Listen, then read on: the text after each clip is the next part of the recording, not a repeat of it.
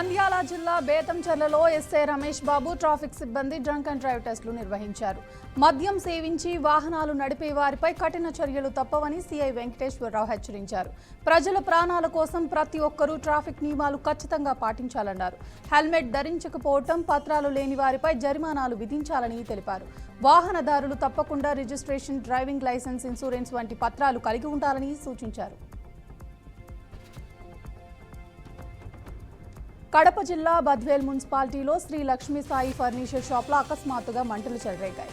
ఈ అగ్ని ప్రమాదంలో లక్షల రూపాయల విలువైన ఫర్నిచర్ ధ్వంసమైంది. షాప్ మూసివేసిన 10 నిమిషాల వ్యవధిలోనే ఫర్నిచర్ షాప్ నుండి పొగలు రావటం స్థానికులు గమనించారు. వారు వెంటనే అగ్నిమాపక సిబ్బందిని సమాచారం అందించారు. అగ్నిమాపక సిబ్బంది తక్షణమే ఘటనా స్థలానికి చేరుకుని మంటలను అదుపు చేశారు.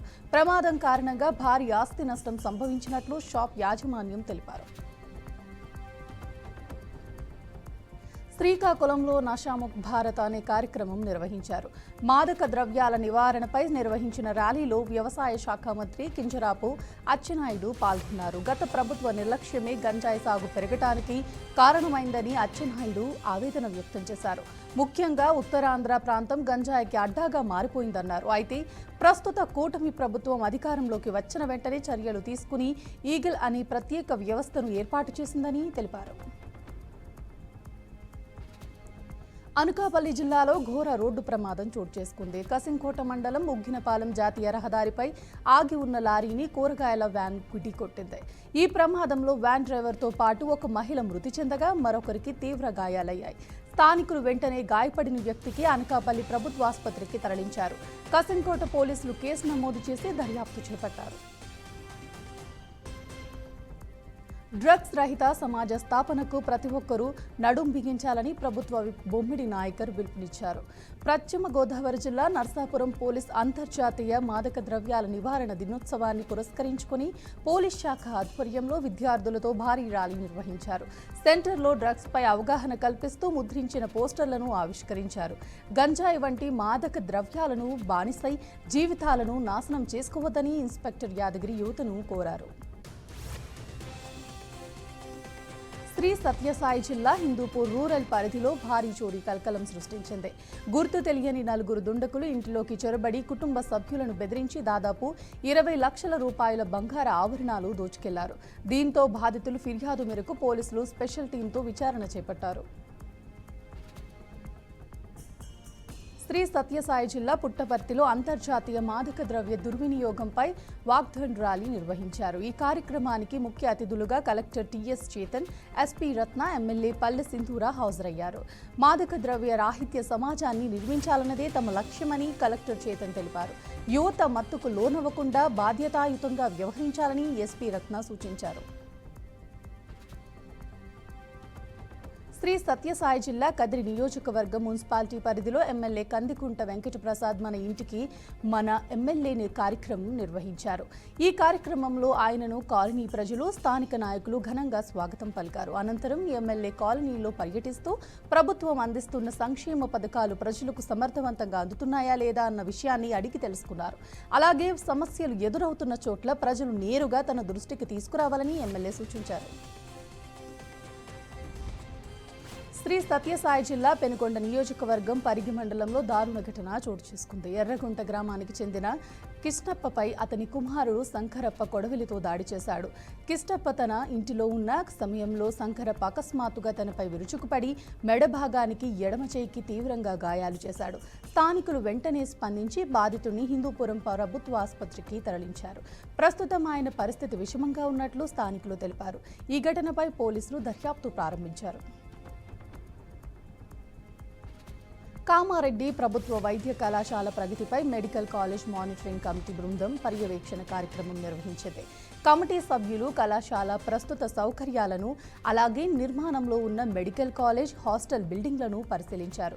బిల్డింగ్లు వేగంగా పూర్తయ్యేలా చర్యలు తీసుకుని విధి ప్రకారం ప్రభుత్వానికి అప్పగించేలా మానిటరింగ్ కమిటీ సూచించింది. అలాగే కామారెడ్డి ప్రభుత్వ ఆసుపత్రిలోని లోపాలను పరిశీలించి అవి ప్రభుత్వ దృష్టికి తీసుకురావాలని అధికారులు పేర్కొన్నారు. భక్తులు ఎప్పుడెప్పుడా అని ఎదురుచూస్తున్న రోజు రాని వచ్చేసింది. ప్రపంచకి ప్రసిద్ధికెక్కిన పూరి జగన్నాథుని రథయాత్ర మరికొద్దిసేపట్లో ప్రారంభం కానుంది. ప్రతి ఏటా ఆషాఢ శుద్ధ విధియ నాడు జరిగే రథయాత్రను కన్నులారా వీక్షించడానికి లక్షలాది మంది భక్తులు వేచి చూస్తున్నారు. జగన్నాథ ఆలయానికి భక్తులు పెద్ద సంఖ్యలో తరలివస్తున్నారు. ఆలయ పరిసరాలన్నీ భక్తులతో నిండిపోయాయి. ఈ వేడుకలో 12 లక్షల మందికి పైగా భక్తులు పాల్గొంటారని అంచనా వేసిన అధికారులు దానికి తగినట్లుగా ఏర్పాటు చేశారు. 12 రోజుల పాటు కొనసాగుతున్న ఈ వేడుకను దేవస్థానం వారు దాదాపు 2 నెలల ముందు నుంచే ఈ యాత్రకు ఏర్పాట్లు చేశారు. అమెరికాలోని న్యూయార్క్ నగర మేయర్గా డెమోక్రటిక్ పార్టీ అభ్యర్థి జోహ్రాన్ మామ్ధానీపై బీజేపీ ఎంపీ కంగనా రనౌత్ తీవ్ర స్థాయిలో విమర్శలు చేశారు. అతను భారతీయుడు కంటే పాకిస్తాన్ లక్షణాలే ఆయనకి ఎక్కువ ఉన్నాయని చెప్పింది ఆమె. అతని తల్లి మీరా నాయర్ దేశ ఉత్తమ చరిత్ర చిత్రాలతో ఒకరిని గుర్తు చేశారు. కానీ ఆమె కుమారుడు మామ్ధానీ మాత్రం హిందూ మతాన్ని లేకుండా చేయాలని చూస్తున్నాడని విమర్శించారు. కాంగ్రెస్ ఎంపీ అభిషేక్ మను సింఘ్వి కూడా జోహ్రాన్ మామ్ధానీపై విమర్శలు చేశారు. మామ్ధానీ భారత వ్యతిరేక వైఖరిపై స్పందిస్తూ దేశానికి అతని లాంటి మిత్రులు అవసరం లేదని అన్నారు. టీ20 క్రికెట్ టెస్టులకు వీడ్కోలు పలికిన రోహిత్ శర్మ 2 ఏళ్ల క్రితం వన్డే వరల్డ్ కప్ ఫైనల్ ఓటమి తనను ఎంతో బాధించిందని అన్నాడు. సొంత గడ్డపై విశ్వ విజేతగా నిలవాలనుకున్న తన కలల్ని ఆస్ట్రేలియా కలలు చేసేసిందన్నారు. ఆ ఓటమికి టీ20 వరల్డ్ కప్లో ప్రతీకారం తీర్చుకున్నామని హిట్ మ్యాన్ చెప్పాడు. ఐసీసీ టోర్నమెంట్లో వరుసగా 2వ ఫైనల్ చేరిన భారత జట్టు వెస్టిండీస్ గడ్డపై ఆసీస్ గోడను బద్దలు కొట్టిన తీరును రోహిత్ వివరించాడు. భారత్లో ఒక అతిపెద్ద వాణిజ్య ఒప్పందం కుదిరే అవకాశాలు ఉన్నాయని అమెరికా అధ్యక్షుడు డొనాల్డ్ ట్రంప్ బలమైన సంకేతాలు ఇచ్చారు. త్వరలోనే ఇది చాలా పెద్ద డీల్ కార్యరూపం దాల్చవచ్చని ఆయన వైట్ హౌస్లో జరిగిన ఓ కార్యక్రమంలో వ్యాఖ్యానించారు. భారత్తో ఒక గొప్ప ఒప్పందం రాబోతుందని తెలిపారు. ఇటీవలే చైనాతో ఒక ఒప్పందం కుదుర్చుకున్నామని గుర్తు చేసిన ఆయన తదుపరి భారీ ఒప్పందం భారత్తోనే ఉండొచ్చని అన్నారు. ప్రతి ఒక్కరూ మాతో ఒప్పందం చేసుకోవాలని సూచిస్తున్నారు. మేము చైనాతో నిన్ననే ఒప్పందంపై సంతకాలు చేస్తాం. కొన్ని గొప్ప ఒప్పందాలు చేస్తున్నాం. త్వరలో భారత్తో ఒకటి రాబోతుంది. అది చాలా పెద్దది. మేము భారత మార్కెట్లను తెరుస్తున్నామని ట్రంప్ తెలిపారు. అన్ని దేశాలతో తాము వాణిజ్య ఒప్పందాలు చేసుకోబోమని కూడా ట్రంప్ ఇదే కార్యక్రమంలో స్పష్టం చేశారు. ఇజ్రాయెల్ ఇరాన్ల మధ్య కాల్పుల విరమణ ఒప్పందం అనంతరం Iran supreme leader Ayatollah Ali Khamenei తొలిసారి స్పందించారు. 12 రోజుల పాటు కొనసాగిన ఈ యుద్ధంలో ఇజ్రాయెల్పై తమ దేశమే విజయం సాధించిందని ఆయన ప్రకటించారు.